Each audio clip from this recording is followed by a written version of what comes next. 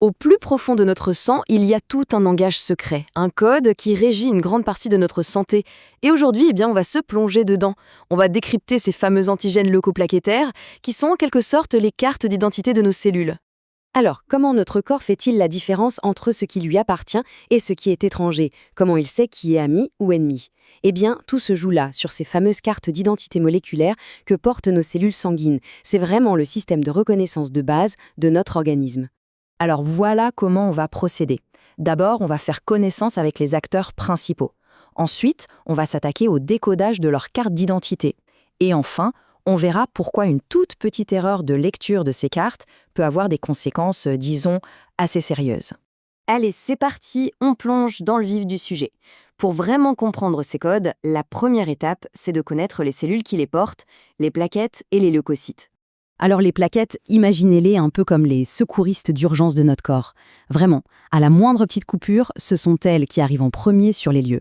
Elles s'agglutinent, forment un caillot et hop, elles stoppent l'hémorragie. Ce sont vraiment les héroïnes de la coagulation. Et de l'autre côté, on a les leucocytes, qu'on appelle plus simplement les globules blancs. Eux, c'est un peu les gardes du corps de notre organisme. Ils patrouillent sans arrêt, toujours à la recherche de quelque chose d'étranger ou de dangereux.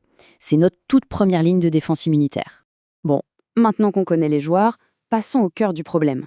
La question clé, c'est comment le corps fait-il pour distinguer ce qui est à lui, le soi, de ce qui ne l'est pas, le non-soi? Et c'est là que les antigènes entrent en scène. Un antigène, c'est quoi au juste? C'est simple. Pensez à un maillot d'une équipe de sport. Le système immunitaire, lui, il vérifie la couleur du maillot. Si c'est la couleur de l'équipe locale, pas de problème, tout va bien.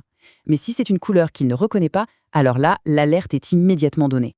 Et cette alarme qui retentit, ça porte un nom, l'allo-immunisation. Alors qu'est-ce qui se passe concrètement? Le système immunitaire tombe sur une carte d'identité qu'il n'a jamais vue. Ça peut être par exemple des cellules qui viennent d'une transfusion sanguine ou alors les cellules du fœtus qui sont un peu différentes de celles de la mère. Et là, qu'est-ce qu'il fait? Il lance l'attaque. C'est précisément ce conflit interne que toute la médecine moderne s'efforce d'anticiper et de prévenir.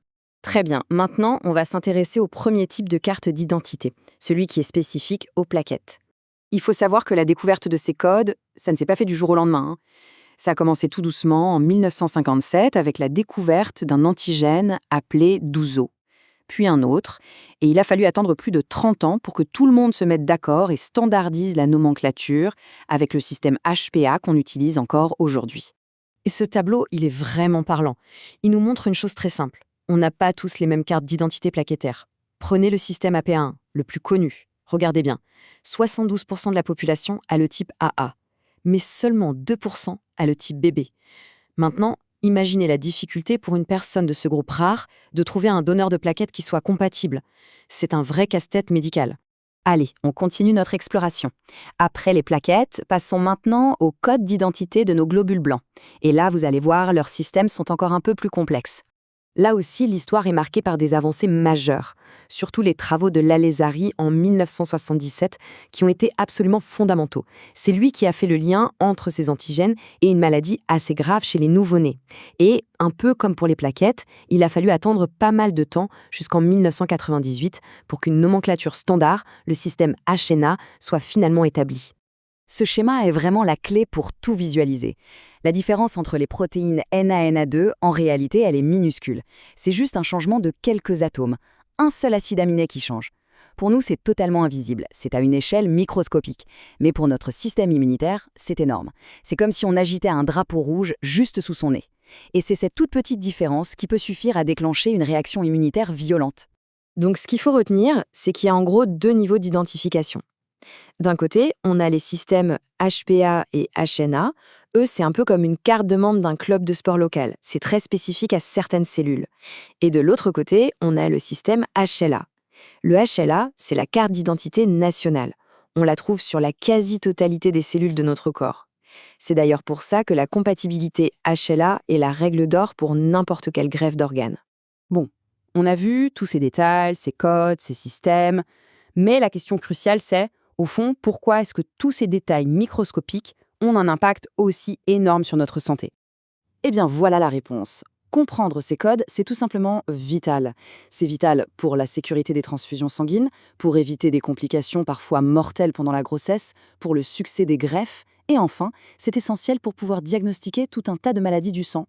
Derrière chacun de ces points, il y a des vies qui sont sauvées grâce à cette connaissance.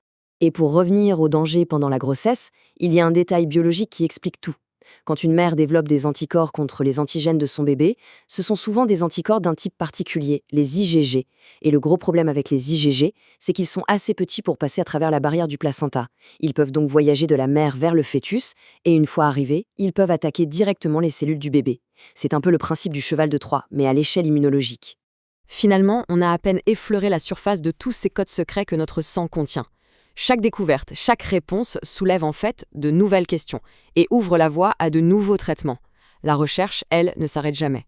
La question qui reste en suspens est donc, combien d'autres secrets notre corps est-il encore prêt à nous révéler ?